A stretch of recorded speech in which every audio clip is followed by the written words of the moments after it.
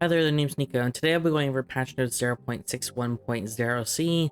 This is the hotfix that came out 13 hours ago, and honestly, this is one of the best hotfixes I've seen in a long time. It addresses a lot of the issues with the meta right now, and hopefully they keep it up for the future, so let's get started in the fixes. First up, we have a system change. Getting rooted will temporarily not stop the hyperloop from operating. We plan to restore this after a different patch that can resolve this continuous hyperloop interruption issue in the early game. I'm not exactly sure which character has an interrupt that's shorter than 3 seconds, like in terms of rooting. So like I know Bernice has a root with his bear traps, but they fixed that issue.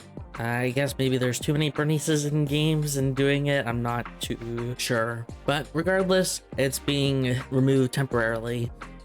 Very well. Characters, Lead Lin is getting a nerf to her movement speed, going from 3.55 to 3.5. I honestly don't know why they kept her at 3.55 ms for so long. She has 3 dashes in her kit, and they're not on that long of a cooldown, especially if you build a lot of CDR, which they have been due to Blue 3 being added. It's a new nunchuck with CDR on it, so this is a completely reasonable change. There's a lot of characters that are a lot slower than she is with not as much mobility. Rio is also losing some max HP, going from 67 to 65. This will mean she has 30 less HP in the late game. This isn't too much, but it's a start, and I think it's completely reasonable. There's been so many times in the late game where I'm going against a Rio in like my optimal range, and Rio has no proper spacing at all, and she still wins. Just because she does so much damage and she's just too bulky enough for me to kill her before I die. So I think this is a completely reasonable change, and Rio's on the stronger end as well. Barbara is getting a nerf to her magnetic slide clone. I don't know if you guys know, but there is something known as Toaster Barbara or Microwave Barbara, one of the two, and what you do is you build like Tanky with like Blazing Dress and Vajra, and you would just max your E and stand in someone because your E does true damage, by the way, based off your target's max HP, and so you could just nuke someone without them doing much to you because you were building into tank. So they are nerfing this. The scaling is going down at level 1 by 1 respectively, and like the base scaling, sorry, and the target's max HP scaling is going down by quite a bit. At max E, it's going down to 1.7%. This is not only going to hurt just like Toaster Barbara or Microwave Barbara, this will also hurt Barbara's Quick Line clear or Alpha Omega clear, because she uses this to do, since it's max HP damage, targets like Wick Line who have like 8,000 HP, 7,500 HP, or along those lines would take a lot of damage from this, but since this is being nerfed, they will not take nearly as much damage, so it's going to take Barbara longer to clear objectives due to this change, even if they weren't building into this tank Barbara stuff that other people have been. Celine, the targets will receive damage properly when hitting the explosion blast wave and a displaced bomb at the same time. This was just mentioned in the last fix. I guess it wasn't actually working as intended. Carla's now ranked. Sorry, I meant to work on a Carla video and I haven't gotten around to it. I've just been super busy as of lately. I do apologize. But Carla I thought was like okay on release and like probably above average. She is another range character that is using crit to her advantage, which is on the stronger end right now. So they are actually giving her a adjustment. I'd say it's more of a nerf overall, but it is technically an adjustment.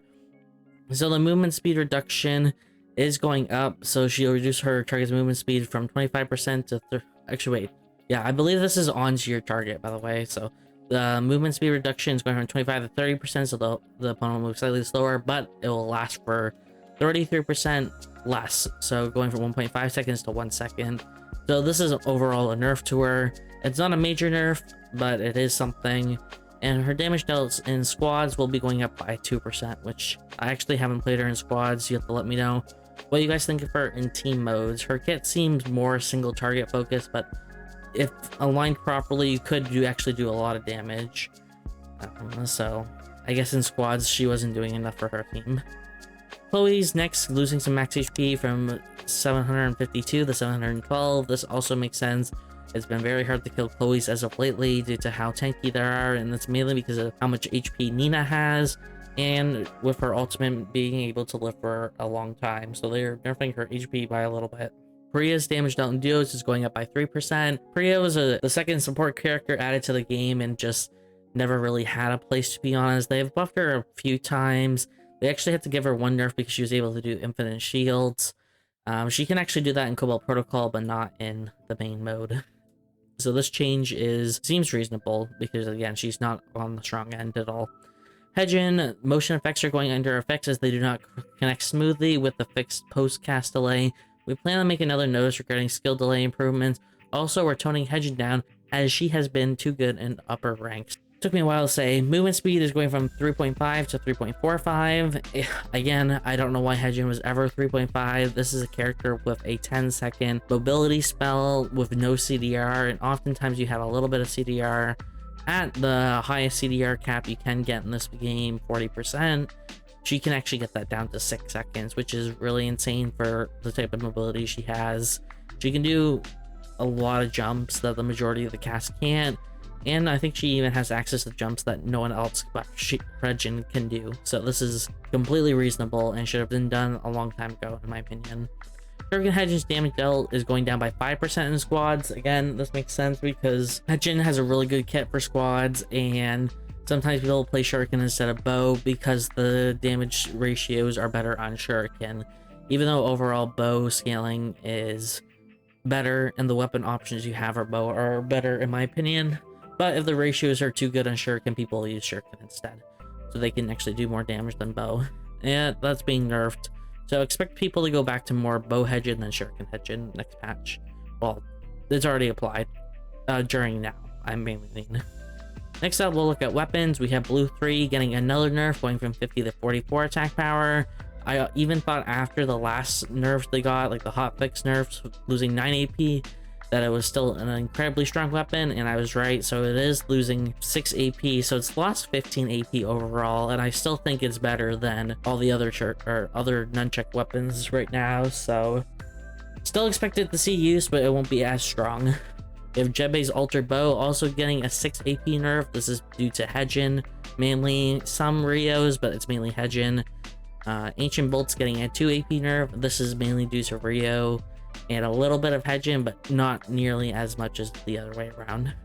Armor, Circlet Tiara, and Crystal Tiara are all losing all losing 4 defense. This is, again, because crit's so strong that they decided to nerf this. I've heard some people say it hurts like melee crit characters than the range crit characters. I think it's a mixed bag. I completely understand why they nerfed it because of how dominant crit is in the meta, but they probably should just nerf crit back to what it was before preseason. If you didn't know, they actually buffed crit damage. What they did is they removed 5% crit damage from Create of the Night and just put it as base. So all the characters that weren't building Create of the Night in the first place just gained 5% more damage, which may not seem like a lot, but it adds up per auto, right? So you're probably doing closer to, like, I don't know, if you auto someone like 5 to 7 times, you're getting like 35% more. It's not exactly how it works, again, because it's not additive. It's but you understand what I mean. It's just a lot more damage overall, just due to how many times you use it or proc it. We have Cobalt Protocol fixes on wild animals. Mutant boars are losing 150 HP.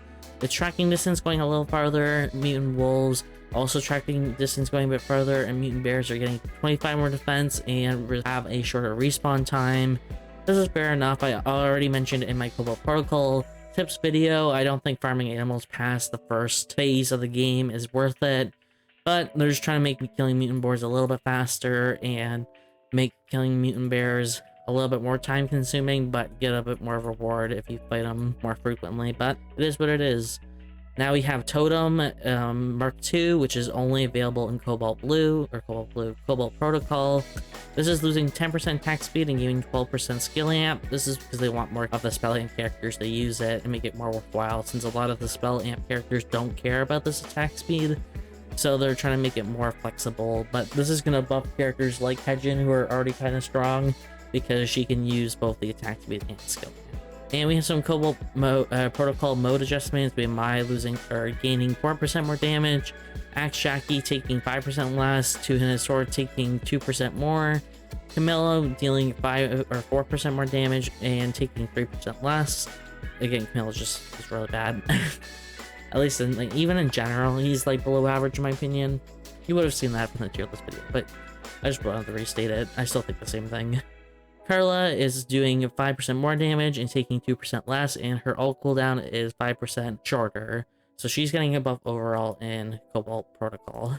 And that is all with this patch. I think this is, again, a really good patch and has addressed a lot of the main strong characters like Dilly Dylin, Rio, Chloe, and Hyejin, and Barbara. And I hope to see more patches that are just as effective in the future. If you enjoyed this video, consider subscribing for more Charles Return content, and I hope to see you at the next video. Bye-bye.